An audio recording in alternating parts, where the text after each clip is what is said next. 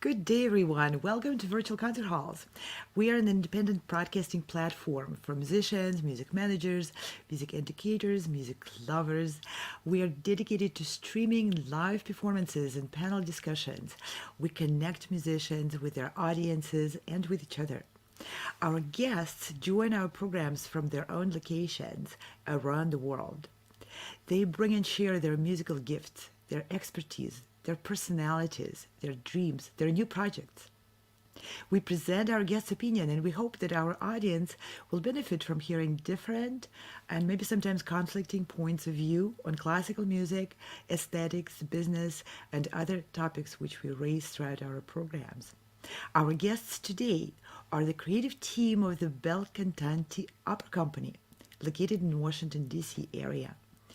Bel Cantanti cast will be presenting the new movie opera Hansel and Gretel at the upcoming event on February 6th. Please join the pre-release preview of the movie opera and participate in the reception with the co-creators, where you'll be able to see the puppets, ask cast members and production team members questions about all the cool stuff which happened behind the scenes. The event is a great opportunity to bring your kids to meet artists and make new friends.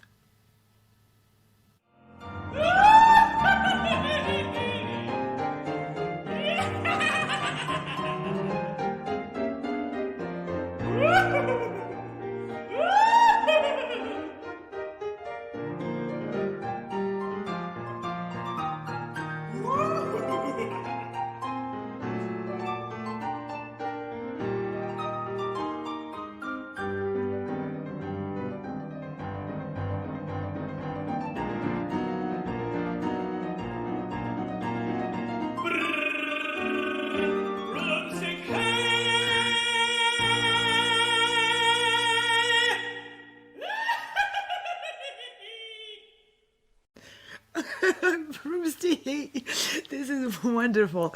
I would like to invite on our stage our first guest, Katerina Souvorova. She's the artistic director of Bel Cantanti Opera, and she's producer and music director of Hansel and Gretel. Welcome, Katerina. Hello. So great to see Thank you. you for having me. Okay. Katerina, this clip is just magic. And I have no idea how you were able to put it together. I have so many questions. What was different in your approach to staging, to preparing the music, and to rehearsing, working with singers? This is so new. This is so unusual. Yes. Um, Everything was different. Everything was different. And staging is not to me questions about staging. We have a stage director, yeah. I was responsible for music producing and making a movie at the final stage. Yeah, so difference, of course, it was everything was different. We all are in different situations. We all are trying to make music sitting at home, mainly. Yes, so yes, this is our one of our first tries to produce opera remotely, virtually. So we did not, we were, we, of course, when we produce regular opera in our season, we have about 3 weeks of rehearsals. Yes, Oh, I of would course, imagine. when the singers come together, rehearse, then we have week in the theater when all the magic comes together. And of course, we have then after that 3 or 4 performances. So this is all different now, yes? So no rehearsals. So all was done by everybody separately, yes? So there was staging was sent to the singers, by computer. They had to learn it. They had to accept, rehearse in their heads, Oh my gosh. whatever. But how do you do it with ensembles? There are ensembles in the movie. And you filmed them, but there's also music track. How did you put all this Yes. So together? of course, that was my responsibility to make a music track. Yes. So I recorded the opera score playing on the piano. Then I arranged it for three different instruments, So it Oh my. was harp, it was flute, and it was piano. The score is Wagnerian, so there has a lot of different colors. Yeah. So that's what I try to bring, some colors of the forest or magic or something. Avoid percussiveness of the piano.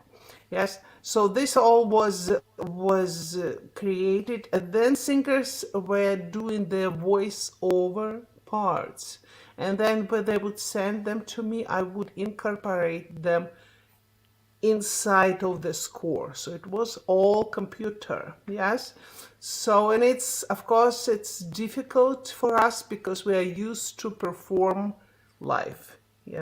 And for musician or any musician, it's a huge big loss and huge big adjustment right now. Try to substitute the energy of creating your music with the live audience, Yeah, trying and to it's a go completely through different computer. art. Yes, I mean, it's voiceover different. musicians, voiceover artists, it's a completely Yeah, different yeah. branch of, Yes, it is very difficult, and we are praying that sooner or later we would be able to perform and rehearse even over the computer, over the internet. But until we yes. have 5G, we cannot do it, of course. Yes.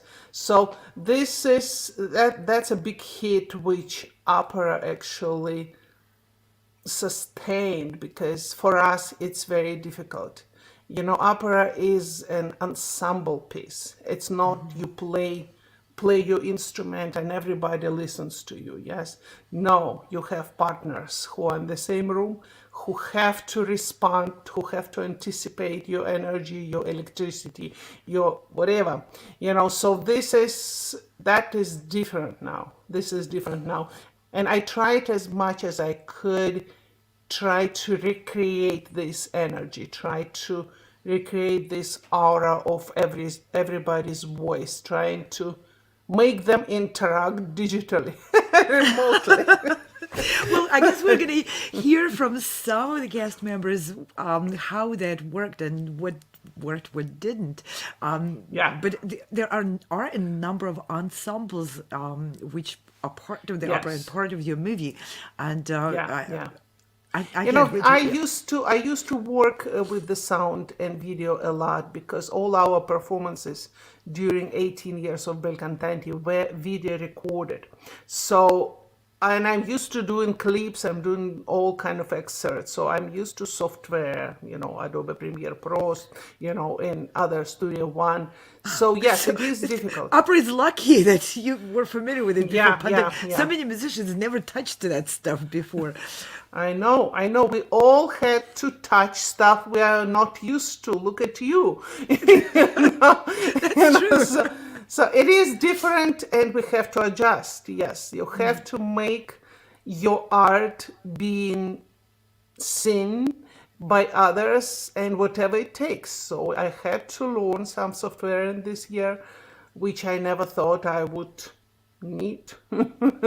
So, but it happened, and it's good. It's a good part. You will learn. Yeah. Yeah. We can learn, and that's absolutely very encouraging because people a lot of people say, well, that's a mountain too mammoth to Yeah. even attempt to climb, but you have climbed all the way to the top. The movie is done. It's produced. It just has It's not done. been released yet. So, Yes. and But the it's very a new style, and I hope that we created some kind of new style. It's not the first production. We actually started the quarantine with a very interesting clip from the Magic Flute, the quintet. When I received an invitation from the company, video company, to create it, and that was our first try, when we had Mozart and 5 different singers who were oh, I remember that acting one. and singing it, and and whatever it took. I even played the water glasses. Yes, Just I put remember. water in there and just, beat them up with the sushi sticks. So whatever it takes. What else can you do? So you don't have flute, so you create it. You don't have flute, you created that. Can I steal that line from you, Katerina? Because Oh, I think sure, that's going to sure. be my mantra. You don't have flutes, you create them. Yeah, This yeah, is you this have is to. what. You have to. Because it's I had to play these water glasses, especially first weeks of the show of the quarantine when oh my Yes, gosh, oh my this is. gosh. Well, remember that's the picture we were showing during the opera going forward, the Yes, oh production we did a gosh, few yeah, months yeah, ago, I forgot right about after it. you released it. Yes, so I played this. I created digital choir because, we had to sing something. We sang sacred music and whatever, so just to function, you have to create art. You're used to it, yes. So you try to overcome this house arrest, you know, doing something. But for singers, it's more difficult because a big part of the art is singing for the live audience, and Of that's course. part we cannot recreate yet. So Well, but the artists and singers of the cast, I believe, have recreated it for the audience. Let's see good. one clip of an ensemble from the Hansel and Gretel, the evening prayer, which will Oh yeah. introduce two singers who are going to join us in the program in a few minutes.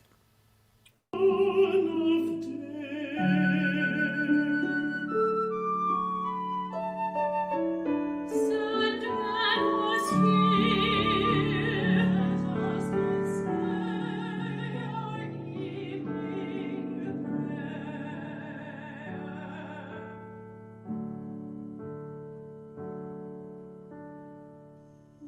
When at night I go to sleep, 14 angels watch to keep, to stand here beside me, to stand there to guide me.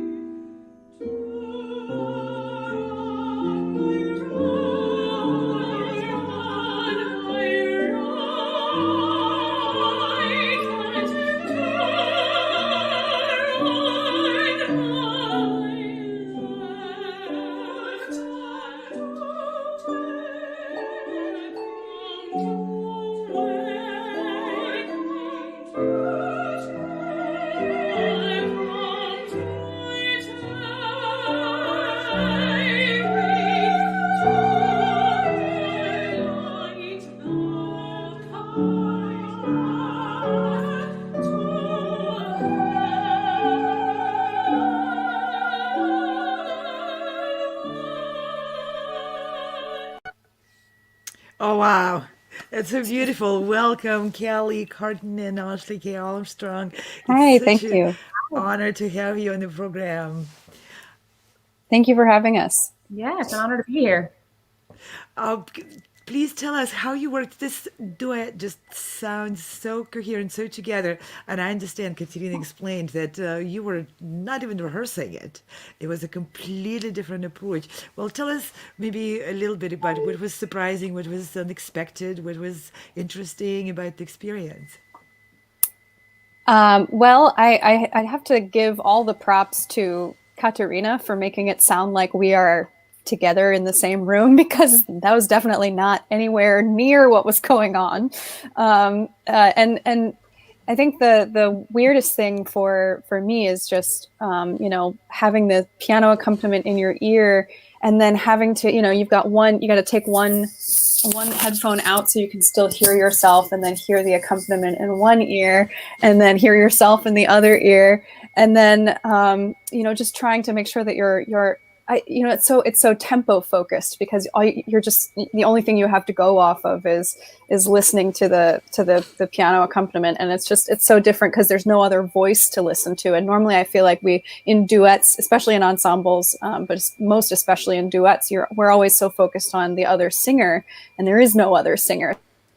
I got to make sure I'm really with the tempo so that at least it's easier for Katerina to line it up for us. That's Right. And amazing. I waited for Kelly to do all of her clips first so that way I could pretend like there was another singer there.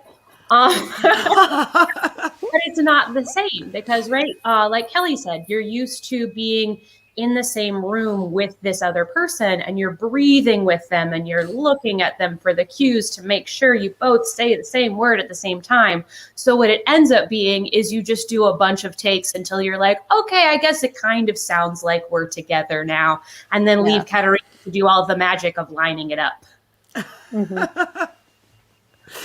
So, any moments, like anything special you can recall in preparation while you were working on it, or some expectations, anything special you have to share? Well, I was just thinking as I was watching the clip that I had thought when we were filming that we would do a few more takes, but of course, as soon as you get filming, you lose time and you think things are going to take less time than they do, and then you spend way too much time on one scene, and then there's not nearly enough time on another scene, and that's just the nature of filming. It seems like. Because you're running out of daylight and you just got to squeeze stuff in at a certain point. And so I was watching the prayer and thinking, oh, wow, I wish we had been able to do another take. I would have lined up my lip syncing a little better. Right, absolutely. Well, and also, like, when you have a rehearsal process, usually you've got a director to be like, that was a great choice, or that choice was not so great, maybe make a new one. And since we did it all in 2.5 days, it was sort of like, make bold choices now and hopefully they all read well on camera. In 2.5 days. Now, how did you do the lip syncing? Were you listening to recording played? Yeah, so I brought a Bluetooth speaker, and several other people also brought Bluetooth speakers. So we were playing the track that Katerina had put together to help us figure out the timing. I mean, we could have just tried to just wing it, but because we need to have everything timed out musically. It made so much more sense to just have the Bluetooth speakers there with us, so we could at least know how long this interlude is going to be, what the tempo we took was. And that was all happening on the open air near those ruins. Yeah. In the forest, in the real forest. I wish I was able to maybe film the process. It must have been quite an adventure. Well, Katerina definitely got some kind of background footage of us just like doing she took some video and pictures of us. There's a great picture of me standing there looking at my score on the iPad with my mask on and everything. There's definitely some great like behind the scenes shots from Katerina. There are. And I was going around with my phone and just taking pictures of you guys. And Katerina put together a little presentation of the behind the scenes, and we're going to see it at the end of this interview. So please stay with us, viewers of this production, because you will see some of the behind the scenes. Oh my gosh, I've seen some of it. It's really fun. I'd like to invite our next guest, and we'll precede his appearance by a witch's aria. Yes, inside the autumnal corn, with sugar and almonds transformed, you'll turn to gingerbread there in the fire I fed. 5 I'm sly. He he he he he he he he.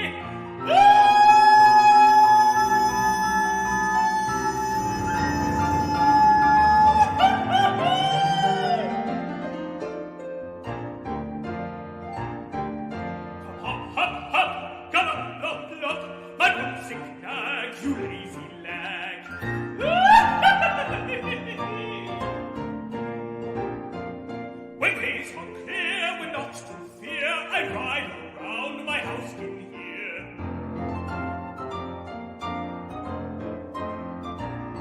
At 10 of night, well out of sight, the witches dine on Schornstein wine.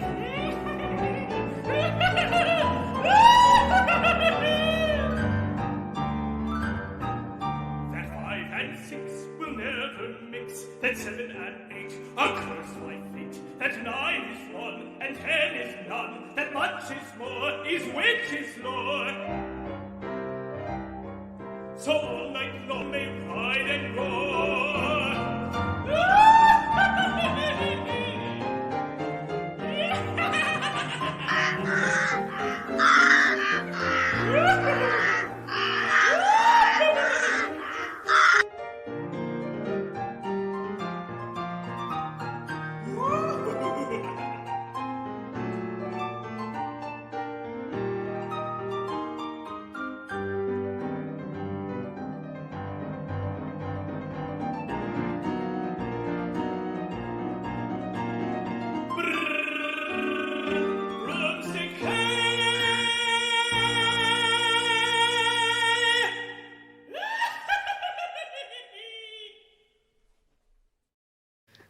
All right, welcome to the glorious witch. Thank you. Happy to introduce Max Zander, who is the actual actor and singer behind this fantastic witch. Max, did you enjoy flying that broomstick? Oh yeah, the witch is such a fun role to play, and I've had the joy of doing it before, and I have another one that'll be coming up, and it's always a great time. But one of the coolest things about getting to do it on film with something like this was realizing that we would potentially have some flying to do. So we had a little bit of time at the end of our filming process with a green screen, all set up, and got some shots there, and that was a lot of fun. But you're not really flying on that shot. Oh no, I'm definitely really flying. Okay. So share with us some more moments of that production. What was maybe especially challenging or especially rewarding for you?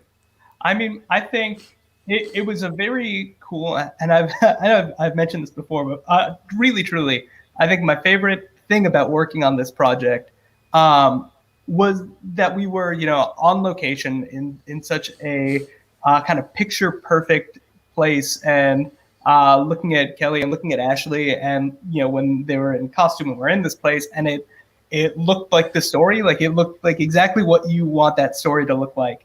So it was a really, when you see that, you really just want to kind of do your part to help keep that story as much of what you want it to be as possible. And so it was a really cool experience to be able to try and get into the headspace of this witch, and to get into character, knowing that these two kids in the forest were there coming across the house and all that. And this time, unlike in the normal staging, these two kids were actually in the actual forest. Yeah. And how cool is that? Oh, I bet it added some dimension to the experience for the musicians and for singers, for everyone involved. Oh, Absolutely. For sure. This is the dirtiest I have ever gotten doing an opera. For sure. Yes, absolutely. And the most beat by mosquitoes, I bet. Yeah. Oh, that's wonderful. I'd like to add to our stage one more singer and actor who played the father. I guess he was the more of a serious person on the set when you were all having fun with mosquitoes and dirt and forest, right? Welcome, Daniel Neer. Welcome to our program. It's a great Thank to have you. Thanks so much for having me. Thank you. So I bet you were a voice of reason among all these mischievous kids in there, right? I don't know. I think I was maybe the most mischievous of all. Oh, kids, you hear that, right? The father is the most mischievous of all. Mm-hmm. Yep. Oh my gosh. Tell us, Daniel, what was your experience like? What was so special, or especially disappointing, or especially fun? Well, especially great for me was coming back to this role, because I played this role, oh my gosh, I was trying to count up today, maybe 27 years ago when I was a grad student at University of Michigan, so long ago. And it was so much fun coming back to the role, but also instead of maneuvering around fake trees and fake leaves and brush on a stage, to actually be in a forest with the bugs and the logs and the streams and everything else was really amazing. But I think the biggest thing that was so great was, like I'm sure other people have mentioned, we were all in the middle of work in March when we got interrupted with a pandemic, and it just put a stop on everything. And I think that I didn't realize, I mean, performing, of course, we miss, but I don't think I realized how much I miss rehearsing and being around colleagues in a rehearsal room. And so that was the biggest gift to me, was to be able to, I think I knew Kelly Curtin, but she's the only person that I'd worked with before. And so for me, it was a great opportunity just to be in a rehearsal atmosphere, or, the film set, to be in an atmosphere with other artists and creating something. I just really needed that in my soul. Like I think we all did. We all just immediately bonded on set, which was really terrific and meaningful. I think there's good things that can come out of really bad situations. I'm altruistic that way. And I think maybe one of the good things that can come out of COVID is to not ever take for granted again what it is to walk into a rehearsal room or work with other artists or bring stories to life on stage. It's really special, and we see now how fragile that is, Absolutely. That's true. Yeah, that is a big revelation. I'm sure for many of us, you're so right. We've grown to take for granted the gift of a stage and a rehearsal space and all that fantastic bonding, which we're blessed with as artists. You're so right about it. I'd like to add to our mix one more character and one more person, the singer and the actor, the Sandman. Welcome James Brown, who played the Sandman and the narrator of the story. Welcome, James. Great pleasure to have you. Hi, Anna. Thanks for having us. And James, add to everyone's side of the story yours. Well, I was the Sandman, and I was also the narrator, which is kind of a super fun position to be in, because you kind of see the Sandman in the score kind of come in, put the kids to sleep, and then get out. I got a chance to actually know what the kids were up to the whole time, which is my personal favorite part of being this character. And then the whole experience was truly a trust exercise. Even though we weren't, I think Kelly and Ashley were probably the two that got to interact the most. Most of my scene partners didn't have pulses. They were puppets. So, I mean, I got to deal with their puppet selves, which was super fun to be able to look at the puppets and say, "Oh, this is Ashley. This is Kelly." And super big trust exercises on just jumping into being able to play with each other. Maybe not having that rehearsal. Definitely missing the rehearsal room time, just to build those relationships with people. But I had known Kelly previously, and Max and Ashley and I have gotten to know each other, and getting to know some people in the area and everything was a super fun experience, especially when you have to jump into the cold water of filming something that quickly. Have you done filming before? That's a question to all of you. Have you participated in filming something like this before this experience? Not particularly in this sense of having to lip sync to ourselves in a forest. That's something I didn't that mean is exactly.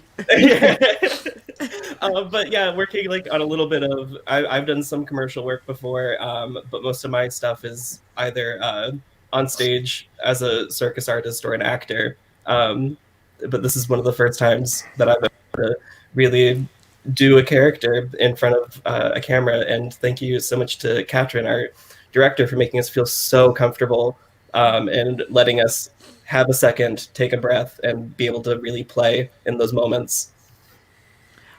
Daniel, Max, Ashley, Kelly, did any of you try that? I mean, any of you participate in the project which was filming the opera as opposed to performing it on stage. I mean, not quite to this extent.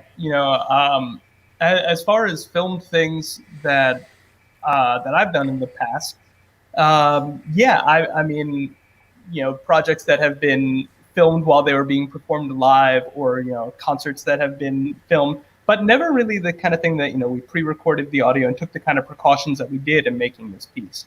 That was something completely new and completely different. And again, like James said, big thank you to Katrin, for all of her support and working with us and trying to figure out ways to adjust and get on. And actually, the whole team, putting this together was, we all went into this knowing that this was something new and different.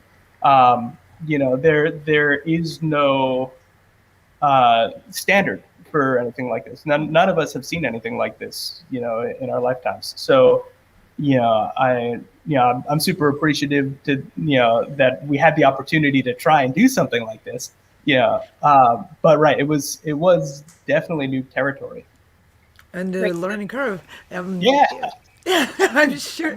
Would you want to do something like this after everything, settles and we are back in our normal environments performing opera where it belongs on stage? Would you be interested in doing another project like that if it weren't for COVID? Absolutely. Yeah. I think there's really something to be said for performing an opera like Hansel and Gretel, or anything that takes place somewhere that's not just a regular room. There's definitely something to be said for doing it on site, on location, in a place where the audience could actually be there, or we film it and bring it to kids. I mentioned before in one of the previous interviews that I did, that Katerina put together, that I imagined that this was going to look like something I had watched on PBS when I was a kid, of an opera that had been filmed on location, and it was one of the first things I would have been introduced to in the world of opera. So I think it would be really great to have audiences come to the location, or to just continue, making live versions of opera that we can distribute to, especially to kids. Yeah, sometimes I feel like as part of our training, we can get locked in a little bit to a traditional way that a piece is supposed to be presented. As a fine art, there's so much tradition surrounding it, and you can't help but sort of be locked in a bit to the way a Hansel and Gretel or a Tosca or a Don Giovanni is supposed to look. But what's really great that this project accomplished is how malleable these pieces really are. And in the end, I think everyone will agree, it makes a better performer out of you to be able to shake things up and do things a little bit differently, in the filming of it, but in the way it's executed too. It keeps you on your toes and makes you stronger, and you end up with a product that's extremely accessible. So it's a win-win for everyone. Yeah, that's a very good point. Thank you for making that. Before we all say goodbye to everyone, I'd like to mention again that the Bel Cantanti opera cast and co-producers, and yes, the puppeteers and the artists who created those, and the cameraman, the entire cast and production team will be presenting the very first release of this new movie opera at an event on February 6th on Saturday. And everyone is welcome to find your way through the maze of the forest to our event and join us. Please visit Eventbrite for tickets to this event. And with all this talk about the location, the mosquitoes, and lip syncing, we'd like to see a little sneak preview of how it was actually made on the set, on the sea. I mean, it cannot even be called a set because it was a real forest. Let's watch that, and we will be back to say our formal goodbyes to our viewers. Action!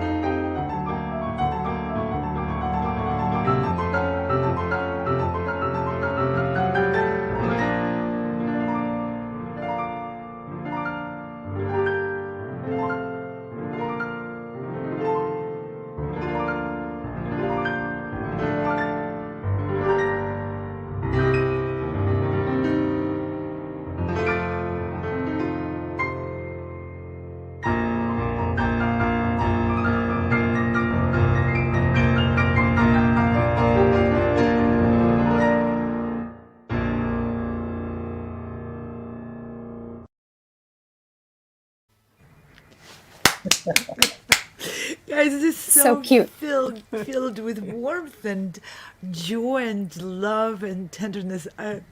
You had me crying here watching this. Must be bringing some great memories of the moment, right? Definitely. Yeah. Absolutely. Absolutely. It's so great to have you. We're nearing the end of our program for today.